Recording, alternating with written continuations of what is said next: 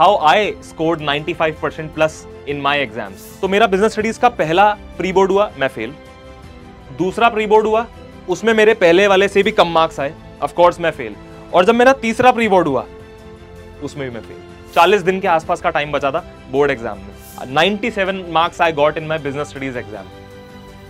क्या तरीका था वो मुझे थोड़ा सा शेयर करना है, और बाकी सब्जेक्ट्स को मैंने कैसे करा वो थोड़ा सा मुझे शेयर करना है। हेलो, कैसे हैं आप लोग?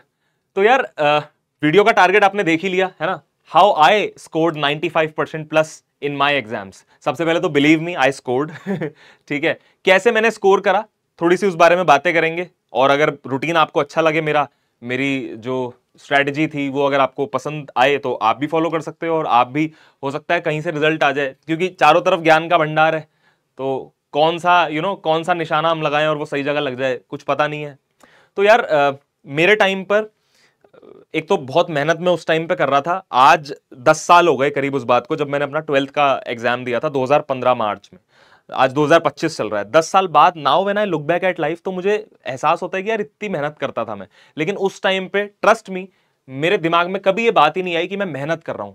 उस टाइम पे कभी लगा ही नहीं, क्योंकि जब आप मेहनत करने में, एक्चुअली जितने भी सक्सेसफुल लोग हैं ना आज के दौर में भी, जब वो अपने स्ट्रगलिंग डेज में थे, तो जब कोई बंदा स्ट्रगल कर रहा होता है किसी गोल को अचीव करने के लिए, तो उस बंदे को ये एहसास नहीं होता कि वो मेहनत कर रहा है। वो जब बाद में कुछ अचीव कर लेता है और अपनी स्ट्रगल स्टोरी बता रहा होता है किसी को, तब उसको एहसास हो रहा होता है कि हाँ यार मैं बहुत मेहनत कर रहा था। और जब मेहनत चल रही होती है एक्चुअली, तब आपके दिमाग में ये सिग्नल ही नहीं आता कि मेहनत हो रही है, क्योंकि दिमाग बिजी होता है किसी और काम में। ओवर थिंकिंग का टाइम ही नहीं होता हमारे पास। मैं आपको बताता हूं, मैंने कुछ 30-35 दिन मेरी लाइफ में ऐसे रहे, क्योंकि मेरा एक सब्जेक्ट बहुत खराब हो गया था क्लास 12th के अंदर, बिजनेस स्टडीज।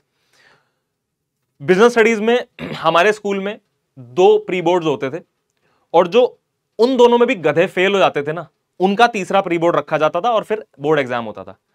तो मेरा बिजनेस स्टडीज का पहला प्री बोर्ड हुआ, मैं फेल। दूसरा प्री बोर्ड हुआ, उसमें मेरे पहले वाले से भी कम मार्क्स आए, ऑफ कोर्स मैं फेल। और जब मेरा तीसरा प्री बोर्ड हुआ उसमें भी मैं फेल। सिर्फ 40 दिन के आसपास का टाइम बचा था बोर्ड एग्जाम में, और ट्रस्ट मी, बिजनेस स्टडीज में आई गॉट 97। मतलब कि मेरे थियरी वाले पोर्शन में रहे होंगे 77, और 20 मार्क्स अगर हम प्रोजेक्ट के लगा दें, 97 marks I got in my business studies exam. क्या तरीका था वो मुझे थोड़ा सा शेयर करना है, और बाकी सब्जेक्ट्स को मैंने कैसे करा वो थोड़ा सा मुझे शेयर करना है। देखो यार, सबसे पहले तो एक सब्जेक्ट मेरा पूरे साल खराब रह गया मजाक मस्ती में, ठीक है, थोड़ा सा, मतलब बोलना नहीं चाहिए, बट मुझे मेरी मैम से बनती नहीं थी, बिजनेस स्टडीज वाली मैम से, बात खत्म। ठीक है, क्यों मैं नाम नहीं लूंगा, नहीं तो फिर ऐसे पूजा मैम की बेइज्जती हो जाएगी, पर हाँ मेरी उनसे बनती नहीं थी। तो उस चक्कर में पता नहीं क्यों मैंने वो सब्जेक्ट ही पढ़ना बंद कर दिया। है कुछ नहीं, फालतू बात है, बच्चा दिमाग, 15-16 साल एज। तो एक सब्जेक्ट मेरा खराब हो गया। सबसे पहले बोलूंगा यार, किसी भी सब्जेक्ट को ऐसे साइडलाइन मत कर देना।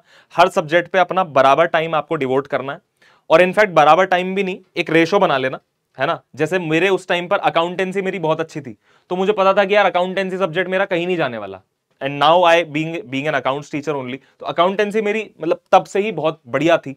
तो मुझे पता था अकाउंटेंसी मैं सुबह सुबह पढ़ने बैठ जाऊंगा तो ये मेरे लिए टाइम वेस्ट है। आपको स्मार्ट वर्क करना है, आपको ये नहीं देखना कि कौन से क्वेश्चंस करने में आपको मजा आ रहा है, आपको ये देखना है कि कौन से क्वेश्चंस आपके लिए डिफिकल्ट है, कौन सा एरिया आपके लिए डिफिकल्ट है। तो मैं फिर अपने सुबह के टाइम पर वही सब्जेक्ट जानबूझ के पढ़ता था जो मुझे पता है कि मैं लंच के बाद नहीं पढ़ूंगा, क्योंकि शाम को मौसम चाट पकौड़ी मोमोज वाला, चिल्ली पोटैटो वाला, तो मैं वो सब्जेक्ट्स एक्चुअली सुबह उठाता था जो मुझे ज्यादा डिफिकल्ट सब्जेक्ट लगते थे।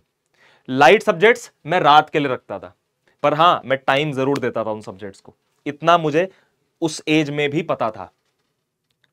तो सुबह कुछ ऐसे 5 बजे के आसपास का अलार्म, फिर स्कूल के लिए रेडी होना, ब्रेकफास्ट वगैरह करना, तब थोड़ा सा पढ़ लिया मैंने कुछ। मतलब पता क्या है, एक बार में अगर आप अपने आप को समझाओगे ना कि मैं एक बार में बैठ के 1-1.5 घंटा 2 घंटा पढ़ लूं, तो शायद इनिशियली कुछ ये मुश्किल देगा आपको। लेकिन अगर आप छोटे छोटे टाइम इंटरवल्स में पढ़ लेते हो ना, आपको पता भी नहीं लगता कब पढ़ाई हो गई आपकी। सुबह स्कूल वैन आने से पहले पहले मुझे पता था कि अगर मैं 20-25 मिनट बिजनेस स्टडीज की बढ़िया रीडिंग लगा लूं तो बढ़िया नहीं हो जाएगा ये, और मैं वही रूटीन फॉलो करता था। समझ रहे हो आप ये मत समझना कि अगर मेरे पास थर्ड प्री बोर्ड में फेल होने के बाद भी कम समय था तो मैं उस कम समय में सिर्फ बिजनेस स्टडीज ही पढ़ रहा था, ऐसा कुछ नहीं है भाई। बाकी जो पूरे साल पढ़ा है उसको भी रिवाइज करना है। तो स्कूल गए, स्कूल से आए, स्कूल से आने के बाद ट्यूशन, और आज तो आप ऑनलाइन क्लास ले लेते हो, लेकिन हमारे टाइम पे तो ऑफलाइन ट्यूशन, एक ट्यूशन यहां है एक ट्यूशन वहां है। यहाँ एक ट्यूशन है, वहां ये मोमोज बढ़िया मिलते हैं, वहां ये चिल्ली पोटैटो बढ़िया मिलते हैं, तो यहां भी बहुत टाइम वेस्ट होता था, लेकिन टाइम कर लिया था मैनेज किसी तरह से। घर आके पता था कि घर आके अब आपका टाइम अपना है। बाहर समाज को ऐसा दिखाया कि मुझे कुछ नहीं आता लेकिन घर आके मुझे पता था कि ओहो ये अब मेरा अपना टाइम है।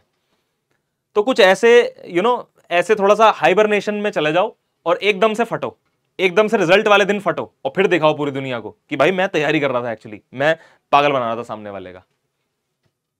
इस तरह से तैयारी करो। कुछ 2-3 चीजें ऐसी थी जो मैं अपने टाइम पे फॉलो करता था। मुझे पता था मेरा बेस्ट सब्जेक्ट कौन सा है, मुझे पता था मेरा वीक सब्जेक्ट कौन सा है। ऑलराइट, अपनी स्ट्रेंथ और अपनी वीकनेस का पता होना सच में बहुत जरूरी बात है और उसके हिसाब से काम करना बहुत जरूरी है। तो क्या क्या चीजें थी भाई? 2-3 चीजें। सबसे पहले तो I knew my strength, I knew my weakness. मैं अपनी स्ट्रेंथ पे ज्यादा काम नहीं करता था, वीकनेस पे ज्यादा काम करता था। जैसे मैंने बताया, सुबह उठ के वो सब्जेक्ट जो पूरे दिन आपको पता है आप नहीं पढ़ोगे, जो आपके वीकेस्ट सब्जेक्ट्स हैं, सुबह उठते ही उनको फोड़ो, 2-3 घंटे उनको ही दे दो। फिर उसके बाद आपके पास दोपहर का टाइम है ना। लंच के बाद मुझे पता है नींद आनी है, आनी है, क्योंकि मैं दही वही और ये सब खाता था लंच में बढ़िया सॉलिड, तो मुझे पता है नींद आनी है। उसके बाद I used to do mathematics की प्रैक्टिस। फिर मैं अकाउंटेंसी पढ़ लेता था या फिर वो सब्जेक्ट्स पढ़ लेता था जिसमें थोड़ा सा प्रैक्टिकल पेन चलाना होता है।